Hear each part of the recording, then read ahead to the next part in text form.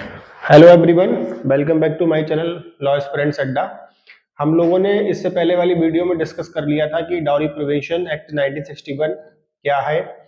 किस पर लागू होता है, उसका मोटिव क्या है। वीडियो आप देख सकते हैं। साथ ही साथ हम लोगों ने डिस्कस कर लिया कि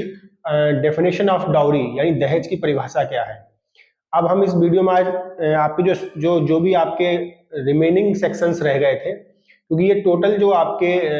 जो आपके एक्ट में टोटल नंबर ऑफ सेक्शन है, यानी कुल धाराएं जो है वो 10 हैं। ठीक है, तो चलिए हम इसको आगे आगे बढ़ते हैं। तो अगर जो इसकी महत्वपूर्ण धारा आप लोगों ने देखा भी होगा और जनरली सुना भी होगा, जब हम आईपीसी में 498 ए, जो ए है आपके 498 ए जो लगता है, यानी कि जो क्रूरता के संबंध में धारा लगती है, उसके संबंध में डीपी एक्ट की धारा 3 और 4 भी लगती है जनरली। तो जो डाउरी प्रिवेंशन एक्ट है 1961, उसमें डीपी एक्ट की धारा 3 और 4 क्या कहती है उसको डिस्कस करते हैं आज। तो धारा 3 ये कहती है आपके, धारा 3 क्या कहती है, धारा ये 3 कहती है कि दहेज लेने और देने पर दंड, यानी कि इस आपके अधिनियम के पश्चात, लागू होने के पश्चात, अगर मान लीजिए आपके कोई भी विभाग का कोई भी पक्षकार, ध्यान रखिएगा, इस कोई भी व्यक्ति जो इस अधिनियम के प्रारंभ के पश्चात, ध्यान रखने का, दहेज लेगा या देगा, दोनों बातें हैं, चाहे दहेज दे और चाहे दहेज ले, तो उसे आपके कम से कम कितनी सजा, ये आपको सजा जो पनिशमेंट है इसकी टर्म याद होनी चाहिए। प्री में आपसे यही पूछेगा। कम मिनिमम 5 ईयर, 5 साल से कम नहीं होगी। दूसरा, प्लस फाइन कितना होगा, फाइन आपके होगा, दूसरा जो फाइन आप पे लगेगा, जुर्माना लगेगा, वो आपके ध्यान रखिएगा 15,000 से कम नहीं होगा। ठीक है, या फिर दहेज की जो भी राशि है, तो इनमें दोनों में जो चीज अधिक होगी, ध्यान रखना, 15,000 रुपए से अगर मान लीजिए आपने 10,000 का दहेज दिया तो 15,000 अधिक है तो वो उतना जुर्माना। और अगर मान लो आपने 1 लाख का दहेज दिया तो 15,000 से अधिक एक दहेज की जो आपने अमाउंट दिया वो ज्यादा है, तो एक जो राशि बड़ी होगी उस जुर्माने से आपको दंडित किया जाएगा। तो ध्यान रखना, रूल क्या आपके क्या निकल, दंड कितना है, शास्ति कितनी है, 5 साल से कम नहीं और 15,000 रुपए जुर्माना मिनिमम। यहां पर अगर दहेज की राशि ज्यादा है तो वह राशि जो अधिक होगी वो आपको फाइन के तौर पर दंडित, उससे दंडित किया जाएगा। लेकिन इसमें एक प्रोवाइजो है, ये प्रोवाइजो आपकी जो है ये महत्वपूर्ण बात है। अगर न्यायालय को लगता है कि ऐसे पर्याप्त या विशेष कारण है, यानी कि रीजनेबल ग्राउंड्स हैं या सफिशिएंट कॉज है, जिस आधार पर किसी व्यक्ति को अगर कन्विक्शन हो भी रहा है तो 5 साल से कम की सजा दी जानी चाहिए, तो वो 5 वर्ष से कम की सजा भी दे सकता है। ये आपके बताया गया है धारा 3 में। अब इसका अगला पॉइंट अगर हम बढ़े, ध्यान रखिएगा, ये जो आपके जो इसकी जो पनिशमेंट है, इस पनिशमेंट की अवधि को 1986, मैंने आपको शुरुआत में ही बताया था कि इस अधिनियम में मतलब 2 ईयर्स में, एक 1984 और 1986 में बहुत मेजर अमेंडमेंट्स हुए हैं।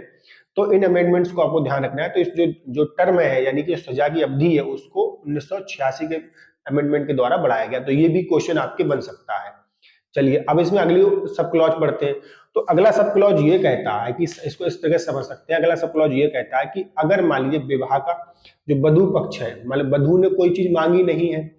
और फिर भी कोई भी मान लीजिए कोई भी भेंट उसको प्रेजेंट्स दिए जाते हैं, और एक इसकी नियमावली है जो हम आगे डिस्कस भी कर लेंगे।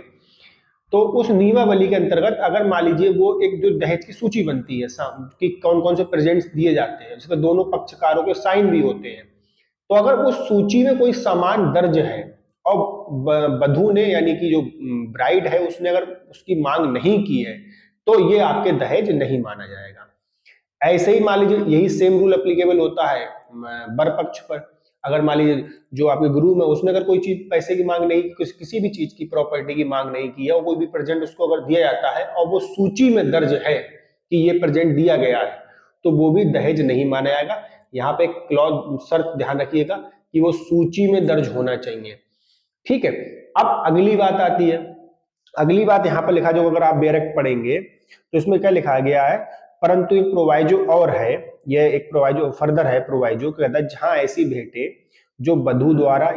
या उसकी ओर से या किसी व्यक्ति द्वारा जो वधू का नातेदार है दी जाती हैं,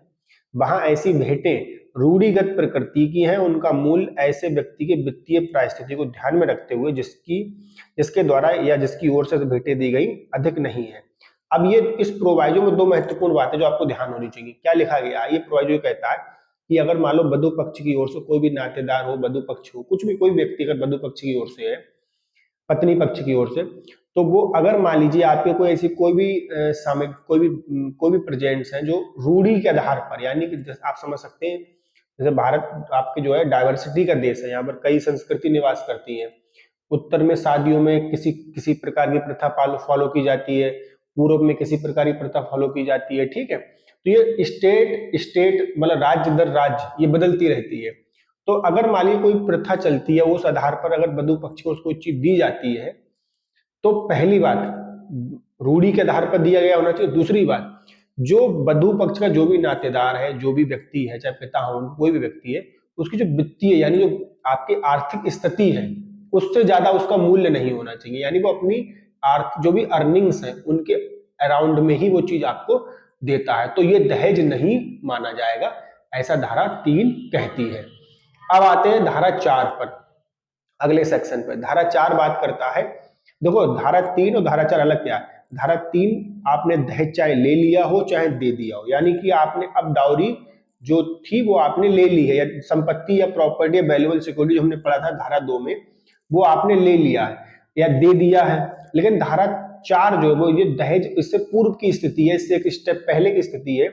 यानी इसमें लिखा गया है, धारा 4 क्या कहती है कि कोई भी व्यक्ति चाहे वो वधु या वर के माता पिता हो, अन्य नातेदार हो, संरक्षक हो, कोई भी व्यक्ति, यहाँ सभी व्यक्तियों को कवर किया गया है। अगर कोई भी व्यक्ति चाहे वो वर वधु पक्ष का, चाहे वो माता पिता है, चाहे कोई नातेदार है, यानी नातेदार में रिलेटिव्स में आपके, चाहे वो मामा हो, फूफा हो, कोई भी व्यक्ति हो, वो चाचा हो, कोई भी व्यक्ति सब में शामिल, और यहाँ तक कि आपका गार्जियन यानी कि जो आपका संरक्षक है, वो सारे व्यक्ति भी इसके अंतर्गत आते हैं अगर वो किसी भी प्रकार की दहेज की मांग करते हैं। ध्यान रखना, इसमें क्या लिखा गया है, दहेज, यानी कि किसी भी प्रकार की कोई संपत्ति है, चाहे वो आपके दहेज को जो हमने पढ़ लिया था वहां पर प्रत्यक्ष या अप्रत्यक्ष रूप से अगर मांगेंगे, तो ध्यान रखिएगा दंड जो है वो 6 माह से कम नहीं होगा। ध्यान रखना, 6 माह से कम नहीं होगा, और 2 वर्ष तक का ये दंड आपको, मतलब इसकी सीमा 2 वर्ष तक हो सकती है,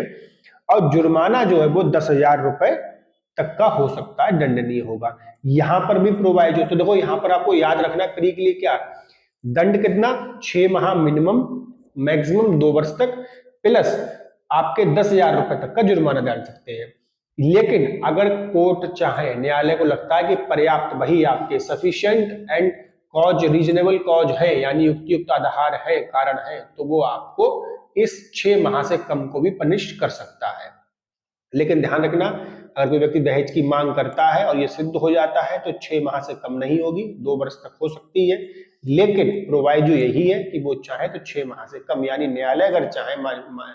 जो ऑनरेबल कोर्ट अगर चाहे तो वो 6 माह से कम में सजा दे सकती है। ये आपके धारा 4 हो गई। अब हम एक धारा और पढ़ लेते हैं जो नई धारा आपकी जोड़ी गई है, धारा 4A, जो बात करती है विज्ञापन पर पाबंदी के बारे में। ये एक नया आपके सेक्शन इसमें इंसर्ट किया गया है, और ये आपके नेवी 1986 के द्वारा जोड़ा गया है, अमेंडमेंट के द्वारा, जो ये कहता है कि यदि कोई व्यक्ति, अभी बेयर की लैंग्वेज अगर आप पढ़ेंगे, वैसे बता दे रहा हूँ इसमें क्या लिखा है। इसमें ये लिखा गया है जो सिंपल अर्थों में,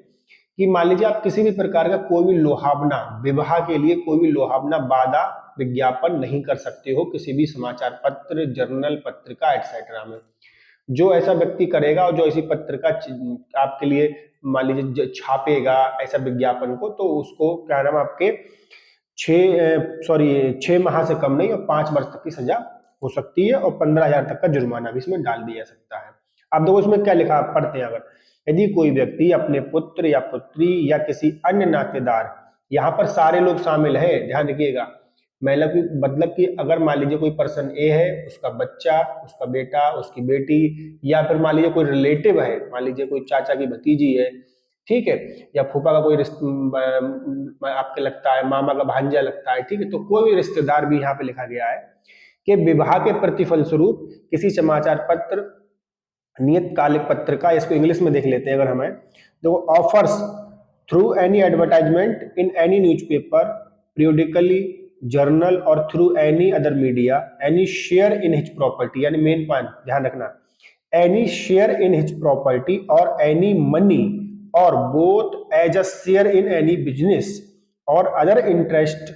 as consideration for the marriage of his son और daughter of any other relative. यानी देखो दो तीन पॉइंट आपको ध्यान रखने हैं कि किसी भी प्रकार का शेयर इन हिज प्रॉपर्टी, यानी कोई भी हित, कोई भी अंश उसकी प्रॉपर्टी में, किसी प्रकार एनी मनी, किसी प्रकार का कोई धन हो गया, या बोथ दोनों चीजें, इन शेयर इन एनी बिजनेस यानी किसी व्यापार में कोई आपका अंश देने का बात करता है, या अदर प्रकार का कोई भी हित देने का बात करता है, किसके कंसिडरेशन में लिखा गया है, consideration, as consideration for the marriage, यानी विवाह के प्रतिफल स्वरूप। यानी विवाह के प्रतिफल में अगर मान लो कोई व्यक्ति ये विज्ञापन देता है कि आप हमारे बेटी से शादी कर लीजिए तो हम आपको 10 करोड़ दे देंगे, 5 करोड़ दे देंगे, तो इस प्रकार के विज्ञापन आप नहीं, किसी भी समाचार पत्रिका में क्या लिखा गया है, प्रिंट और पब्लिशेस और circulates any advertisement refer to in clause A, यानी कि आप चाहे प्रिंट करते हैं, उसको पब्लिश करते हैं और उसको आप सर्कुलेट करते हैं, परिचालित करते हैं, तो अगर ऐसा आप करेंगे तो 6 माह से कम नहीं 5 वर्ष तक की सजा हो सकती है और 15,000 तक का जुर्माना इसमें लगाया जा सकता है। यहां पर भी वही प्रोवाइजो लागू होता है कि कर कोर्ट को लगता है तो पर्याप्त कारण से उसको ऊपर नीचे कर सकती है। तो ये आपके धारा 4A हो गई। 5वीं धारा भी आज ही कर लेते हैं। इसमें लिखा गया है दहेज लेने और देने संबंधी कोई भी करार अगर किया जाएगा तो वो शून्य होगा। ये बात, इसको अगर रिलेट करना हो आपको तो आप इसको ऐसे रिलेट कर सकते हैं, जैसे हम लोगों ने एक इस पर, वैसे इससे रिलेट नहीं करेगा, वो एक सेक्शन इंडियन कॉन्ट्रैक्ट एक्ट का है, धारा 27 जो बात करता है विवाह अवरोधक करार शून्य होते हैं, ठीक है, यानी कोई विवाह को रोकने संबंधी कोई करार है तो शून्य है। इसी प्रकार यहाँ पर लिखा गया है कि कोई भी एग्रीमेंट अगर मान लीजिए कोई व्यक्ति दहेज लेने और देने के लिए करता है, आप ध्यान रखें, जैसे मान लो आप कोई करार करते हो कि भाई ऐसा है, इस विवाह के फलस्वरूप आप हमें 10 करोड़ रुपया देंगे, और वो अगर उसको, इस शून्य होने का मतलब यहाँ पर ये है कि वो अगर आपके मान लीजिए वो, अब आप उस एग्रीमेंट को अगर आप लागू कराना चाहें तो आप उसको क्या नाम आपके लीगली लागू नहीं करा सकते, क्योंकि दहेज के संबंध में कोई भी करार शून्य कर दिया गया है धारा 5 के अंतर्गत, तो आप उसको इन्फोर्स नहीं करा सकते हो। तो वैसे बाकी अगर आपका एग्रीमेंट जो जेन्युइन है तो उसको आप हम इंडियन कॉन्ट्रैक्ट एक्ट में देखते ही है कि हम उसको आप इन्फोर्स करा सकते हो बाय द लॉ। लेकिन यहाँ पर अगर कोई भी करार करोगे तो बाय द लॉ आप उसको इन्फोर्स नहीं करा पाएंगे। चलिए, ये धारा 5 तक है, इसके 5 सेक्शन और बचे हैं डाउरी प्रिवेंशन एक्ट के, वो हम अगली नेक्स्ट वीडियो में कर लेंगे। धन्यवाद।